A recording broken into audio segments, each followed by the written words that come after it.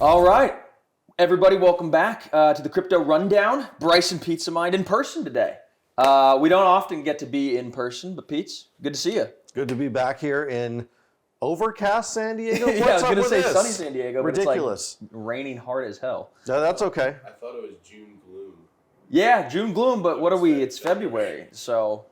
But man, things are good in the market. Things are good. We wanted to do a quick follow-up. Our suspicions were correct about Binance the other week. Binance had a huge outflow of their stablecoin, and we could see people just buying Bitcoin. It was all that one entity. It was all basically Binance. Yeah, who was $4 billion worth. $4 billion worth. They were just selling BUSD on the open market for Bitcoin, which was effectively a market buy for Bitcoin. Yeah.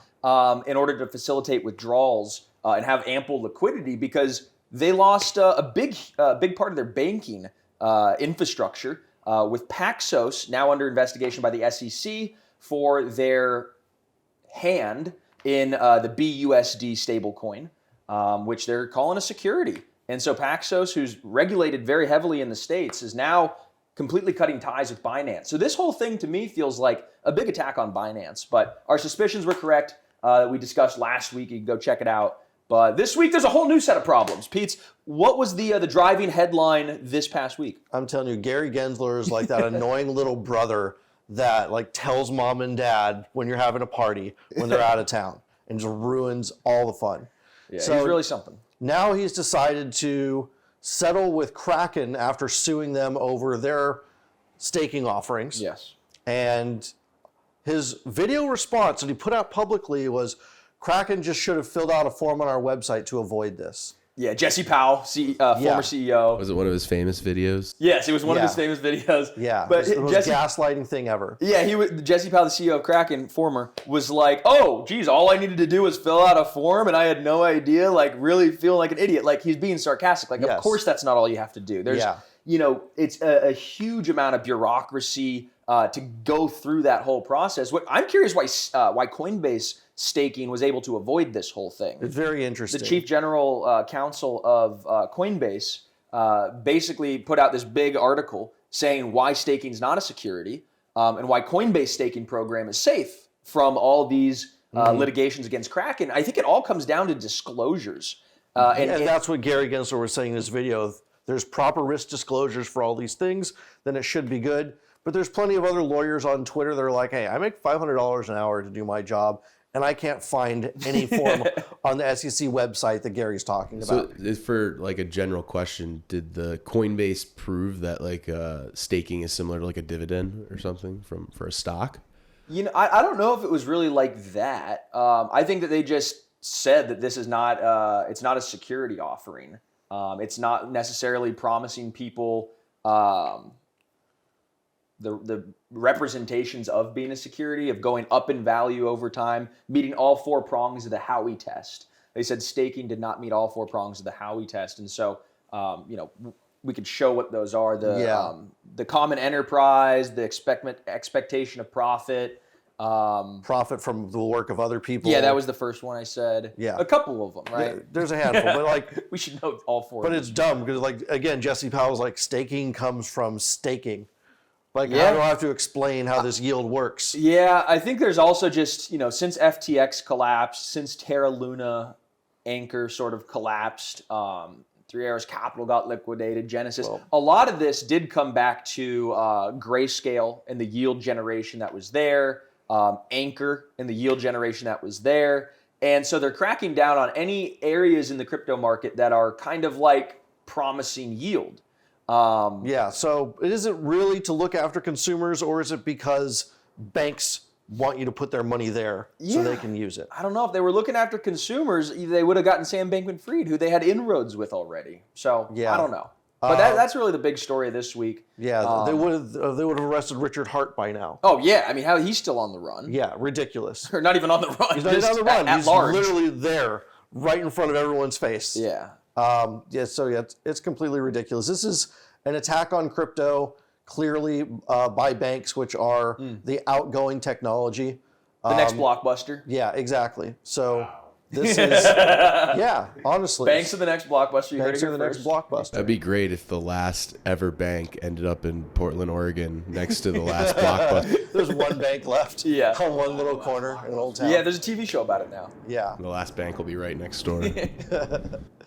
So, I mean, let's be really, really clear what it is. The SEC is not looking after investors or their best interests, which is what their job is. They're simply doing regulation by enforcement without making any of the rules clear. There's Even Hester Pierce. That's the point I was going to make. Like, Yeah. people inside the SEC are saying what they're doing is wrong. Yeah, they're like, all right, this is, I'm calling bullshit on this. Yeah. Hester Pierce, she's been doing a lot of good work within the SEC to reform it, not be this huge regulatory enforcement agency, but like actually helping shepherd innovators and entrepreneurs to do the right thing and do it by the book and protect investors at the same time. Yeah. So we'll see what all happens, how it shakes out. I'm bullish. I'm bullish on DeFi coins at the end of this whole thing. Sufficiently decentralized protocols that have, geographic nodes all around the world, that have, a distributed team, that have the proper foundations set up. Like, people who have done things right, who have working products with real revenues, all this kind of stuff. Like, I'm really excited about that. Like, Yes. off the top of my head, I could think like MakerDAO, right? Like, MakerDAO's been around for, 5 or 6 years, 7 years probably now at this point. They've got a very, very, very active, decentralized governance, very distributed, stakeholders. I think that that's an awesome protocol, and it all is backing the DAI stablecoin, Right. which I think the DAI stablecoin has been, it was really one of the first stablecoins before Tether, but, it's algorithmic. And I'm really, really excited about that ecosystem. And I think that comes out on top after all of this hustle bustle about, is USDC going to be a security? Is any staking going to be a security? Is any stablecoin going to be a security? Which I think will be proven probably in the courts to not be the case. Like, I don't think stablecoins will be classified as securities, even though a lot of people are saying that. And again, I'm not a lawyer. Well, and this is not that financial leads us- or law advice. That leads us to Paxos, who has said they will fight the SEC in court. Yeah, they're going. Yeah. They're As hard going. as they possibly can. So, we talk about algorithmic stablecoins like they're the boogeyman after what happened with UST. But if you think about They have to be collateralized algorithmic stablecoins. Luna's problem was that it was uncollateralized, Yeah. right? DAI is 150% collateralized. Yeah. So there's no bank runs. Yeah, and you can't just mint more Ethereum Yeah. from that. But if you really think about dollar for dollar back stablecoins, okay, so you've got $1 in a bank for every stablecoin issued on chain. Yes. But then what does the bank do with the dollars in its account? It lends it out. Yeah, and that's what There's that's. no dollars backing into these Yeah, this is stablecoins. called They're vaporware. rehypothecation. This is what banks do a lot of the times, but they're so tightly regulated so that their rehypothecation doesn't get. They can put it in money markets or mortgage loans or any of this other stuff, but still.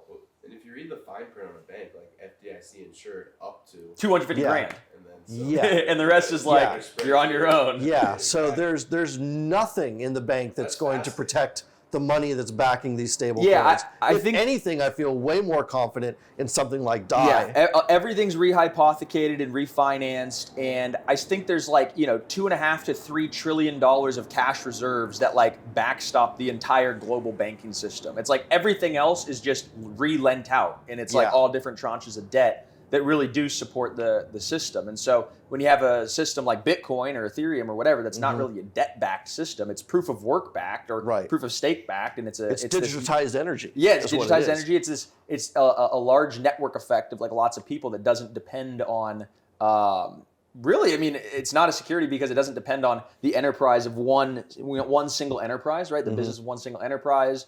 And people could buy it not for the expectation of profit. People could buy it just to use it. Like all the people in Zimbabwe or people in Lebanon who are having their currencies devalued, they're just buying it just to maybe send money out of their country, just as the pure utility of Absolutely. this, not speculating on it, just saying, I'm trying to get my money out of these capital controls from these, governments that are just decaying. Right, exactly. Well, the message the SEC is really sending through action rather than words is, if there's any single person or company that they can send a letter to with a fine, they will.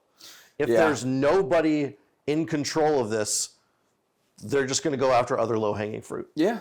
So decentralization is everything. I think the hallmarks of the coins that perform the best, to kind of wrap things up this year, are going to be the coins that have completely undeniable decentralization. Yes. This is why I'm so bullish this year on Litecoin, which is a coin that everybody slept on because it hasn't really done much exciting. It doesn't have a lot of marketing. Doesn't have a bunch of, really like NFTs and like trendy culture being built on it.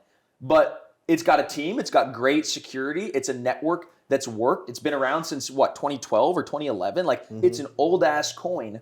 And its halving is this year, so it's going to get more scarce. And it's at the same exact price it was 4 years ago.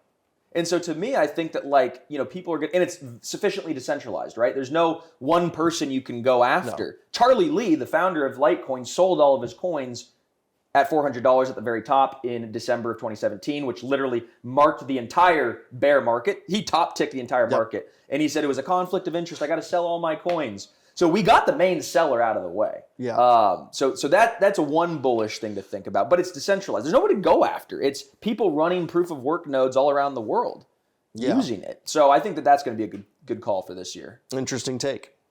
But anyhow.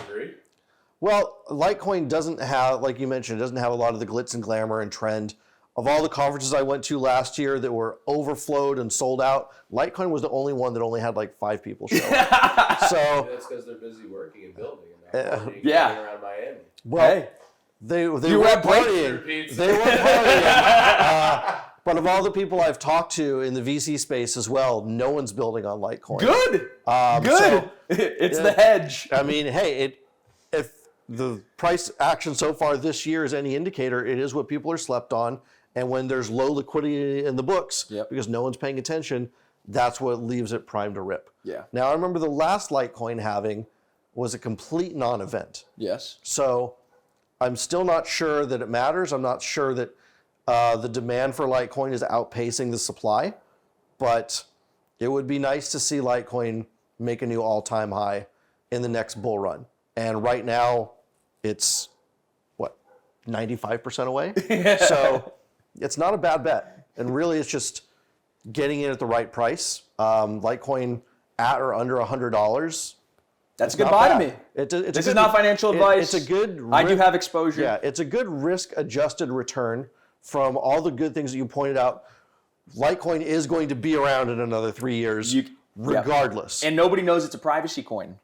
So it is the top privacy coin now, thanks to the Mimblewimble upgrades, which is really like the one unique thing that they've actually done that wasn't just downstream from Bitcoin. Right. So that's pretty interesting. Privacy is not taken off yet. It hasn't. Yet it is probably the most important thing. And I think people are going to get in way too late, but that's going to be a run. It's going to be a run on privacy. So if you want to get in and stockpile, Litecoin's not a bad choice. I also think Litecoin is like the original meme coin. Like, it was there before Bitcoin. Yeah. I mean, sorry, it was there before Dogecoin. Yeah. And so it's like, in that sense, it is kind of the, it does have an old school OG meme culture around it, but we'll see. Anyhow. Are any of those people still in crypto or they're retired? No, they all cashed out. Yeah, they're all out. I'm here. I'm a Litecoiner. You're a Litecoiner? Original Litecoiner. There we go. That's why you still have a job now. Yeah. Well, it's the same thing we talked about when we always talk about Doge. When I first got introduced to all this stuff, I couldn't afford Bitcoin. I already went to a couple thousand. Right. Which I scrummed the money together. I didn't know you could buy like fractional. I was like, I thought you had to buy a whole Bitcoin. I was like, well, I can't afford that, but I'll buy this one for $100 or $80.